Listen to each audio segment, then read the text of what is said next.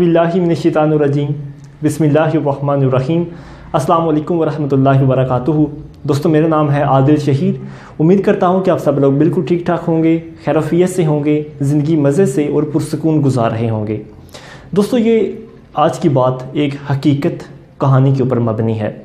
दो दोस्त, मैं उनका नाम आपके सामने फ़र्ज़ी नामों से ही लूँगा, अमजद और मज़हर के नाम से। दोस्तों, ये दो दोस्त जो थे एक ही गाँव में पैदा हुए, एक ही गांव में पले बड़े हुए। ये बहुत ही लायक स्टूडेंट्स थे। ये इतना पढ़े, इतने लायक्स थे कि दोनों के हमेशा से दोनों की कुछ ना कुछ पोजीशन स्कूल्स में आती थी। यानी कि अगर पहला नंबर अमजद ने लिया तो दूसरा नंबर मज़हर ने लिया, अगर पहला नंबर मज़हर ने लिया तो दूसरा नंबर अमजद ने ले लिया। यानी कि बहुत ही लायक स्टूडेंट्स थे। चलते चलते ज़िंदगी आगे गुजरती चली गई और ये दोनों दोस्त मेडिकल कॉलेज के अंदर चले गए। इन दोनों का मेरिट बन गया और ये दोनों मेरिट के ऊपर सेलेक्ट होकर मेडिकल कॉलेज में इनका एंट्रेंस हो गई। अब वहाँ पर जाकर एक नई लाइफ शुरू हो गई। अब जब दोनों ने लड़कियों के साथ बैठना और पढ़ना शुरू किया तो कुछ लम्हात जो थे वो बदलने लगे। अब हुआ कुछ यूँ कि अमजद जो था वो अपने कद के लिहाज से, अपने थोड़ा रंगत के लिहाज से अज़हर की निस्बत कुछ कम था। यानी कि अमजद का रंग थोड़ा ब्लैक था और जो अज़हर था उसका रंग थोड़ा सफ़ेद था। अमजद का कद जो था वो थोड़ा छोटा था और अज़हर का कद जो था वो थोड़ा यानी कि बड़ा था, अच्छा कद था। और दोनों की जिसामत में भी और चुस्ती में भी बहुत ज़्यादा फ़र्क था। अब फ़र्क कुछ यूँ पड़ा कि जो लड़कियाँ थीं या ख़वातीन जो आप कह सकते हैं, कोई लड़कियाँ जो उनके साथ पढ़ती थीं वो अज़हर को पसंद करने लगीं और वो अमजद के आगे घास नहीं डालती थीं। अब वक़्त के साथ साथ अमजद के अंदर हसद का एक छोटा सा बीज पैदा हो गया कि लड़कियां उसकी तरफ नहीं आती और उसके दोस्त अज़हर की तरफ जा रही हैं। अब वक़्त गुजरने के साथ जब फर्स्ट एग्ज़ाम हुए यानी कि पहले पेपर हुए तो अमजद मुकम्मल तौर पर फेल हो गया और अज़हर जो था वो यूनिवर्सिटी में टॉप कर गया। अब अज़हर की मज़ीद वाह बढ़ गई और अमजद मज़ीद नीचे पस्ती में गिरता चला गया, जबकि उसका जो हसद था वो मज़ीद बढ़ता चला गया। अब उसके जो रवैया उसके साथ अज़हर के साथ था अमजद का वो आहिस्ता आहिस्ता बदलने लगा। लेकिन अज़हर को इस रवैये का बिल्कुल भी मालूम ना हुआ कि उसका रवैया यानी कि उसके दोस्त अमजद का रवैया उसके साथ बिल्कुल बदलता चला जा रहा है। वो अभी भी उसको अपना दोस्त ही तस्वर कर रहा था। साल दोम के एग्ज़ाम हुए।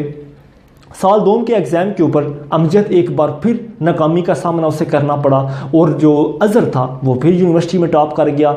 अब उसका हसद मज़ीद आगे यानी कि बढ़ चुका था और वो मज़ीद उससे नफ़रत का इजहार करता चला जा रहा था, जबकि अज़हर को बिल्कुल भी ये खबर नहीं थी कि उसका दोस्त अंदर ही अंदर उससे हसद में जल रहा है। दोस्त जो अज़हर के दूसरे उसके दोस्त थे वो उसको समझाते थे कि अज़हर आजकल अमजद का रवैया तुम्हारे लिए या अमजद के ख्यालात तुम्हारे लिए कुछ ठीक नहीं है, जबकि वो ये समझता था, अज़हर ये समझता था कि ये लोग अपने उसके दोस्त के ख़िलाफ़ कर रहे हैं, लिहाजा वो किसी अपने दोस्त की अज़हर के ख़िलाफ़ अमजद के ख़िलाफ़ बात को अपने ऊपर तवज्जो नहीं देता था। अब तीसरा साल आया, अमजद मुकम्मल तौर पर फेल हो गया, उसे यूनिवर्सिटी से निकाल दिया गया और वो वापस हॉस्टल आया और उसने अपना सामान पैक किया और अपने गांव की तरफ वापस चल गया। अब अज़हर ने उस वक़्त यानी कि तीसरे साल भी टॉप किया था। अब अमजद तो वापस गांव आ गया और गांव में आकर उसका वही हसद जो था इतना बढ़ चुका था कि उसने इंतकाम की शक्ल अख्तियार कर ली। अब अमजद दिन रात अज़हर से इंतकाम लेने में जुड़ा हुआ था। एक दिन ऐसा हुआ कि अज़हर यूनिवर्सिटी से पढ़कर, लाहौर यूनिवर्सिटी यानी कि मेडिकल कॉलेज से पढ़कर वापस अपने गांव आ रहा था और उसके गांव आने की खबर उसके दोस्तों में से सिर्फ़ और सिर्फ अमजद को थी। अब उसके गांव की जो कुछ हालत ये थी कि वो बड़ी सड़क पर उतरते थे और उस सड़क से उतरकर नीचे छोटी सड़क की तरफ पैदल चलकर उन्हें गाँव में आना पड़ता था। अब रात हुई, अज़हर मामूल के मुताबिक यूनिवर्सिटी से वापस आया, उसने वहाँ पर बड़ी सड़क पर उतरा, उसका दोस्त अमजद उसे आगे से लेने आया और दोनों कच्चे रास्ते नीचे की तरफ गांव की तरफ चल दिए। अब रास्ते में चलते चलते अमजद ने मौका जाना अपनी पिस्टल निकाली और ज़ोरदार आवाज़ अज़हर को लगाई और उसके सीने में 6 गोलियां रसीद कर दी। अमजद भाग गया वहाँ से और अज़हर तड़प तड़प कर उसने जान दे दी। अब आजकल हालत कुछ यूँ हुई है कि अज़हर मिट्टी के नीचे है और अमजद सलाहों के पीछे है और वो उस काल कोठड़ी के अंदर अमजद अपनी सज़ाए मौत का इंतज़ार कर रहा है। दोस्तों, अब यहाँ पर सवाल ये पैदा होता है कि इन दो अजीम डॉक्टरों जो मुस्तकबिल के शायद वो डॉक्टर थे, इनके दरमियान कौन सी ऐसी खलिश पैदा हुई कि जिसकी वजह से ये दोनों इनकी दोनों की ज़िंदगियां बर्बाद हो गईं। تو میرے خیال سے ان دونوں کے قتل کی وجہ حسد تھی۔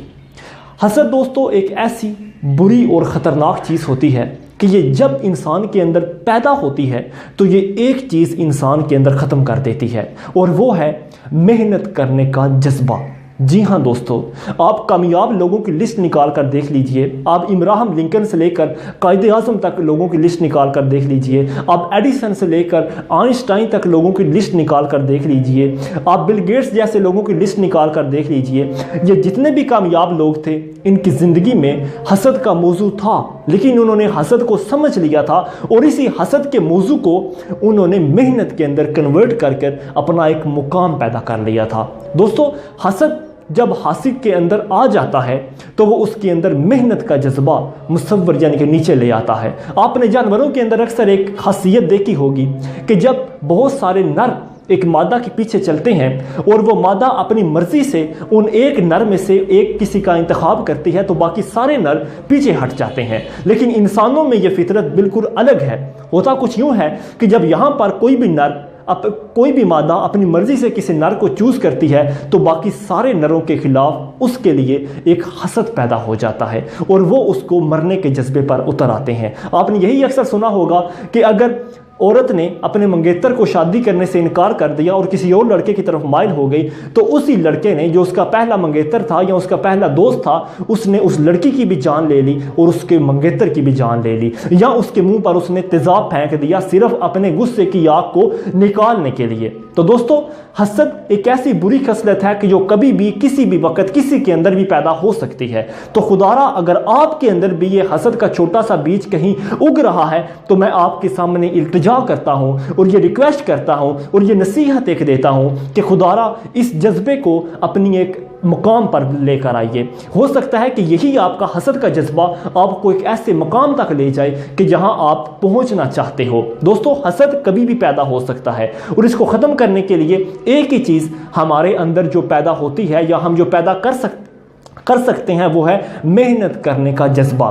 اگر آپ آج حسد کا شکار ہیں اور آپ 8 گھنٹے محنت کر رہے ہیں اور آپ اپنے اس حسد کو ختم کرنا چاہتے ہیں اور ختم کرنا ضروری بھی ہے تو آپ اپنی اسی محنت کو اپنے 12 گھنٹے کے اوپر شفٹ کر لیں۔ انشاءاللہ اللہ کے کرم سے یہ جذبہ آپ کا حسد کا جو ہے، یہ برا جذبہ جو ہے، یہ آہستہ آہستہ محنت کے جذبے میں کنورٹ ہوتا جائے گا اور پھر آپ کو ترقی سے کوئی بھی نہیں روک سکے گا۔ دنیا کی کوئی بھی طاقت آپ کو آگے بڑھنے سے، آگے ترقی کرنے سے بالکل بھی نہیں روک سکے گی۔ تو خدارا اپنے اس حسد کے جذبے کو، اپنے اس گندے جذبے کو، اپنے اس گندے جذبات کو کسی مٹی میں دبا کر اس کے اوپر محنت کی کومپل اگا لیجئے۔ انشاءاللہ اس کا سایہ بھی آئے گا، اس کا پھل بھی آئے گا، آپ کی نسلیں بھی سنوریں گی، آپ کی زندگی بھی سنورے گی، آپ کی قوم بھی سنورے گی، آپ کا معاشرہ، آپ کے گھر والے اور آپ کے ماں باپ کی بھی عزت بنے گی۔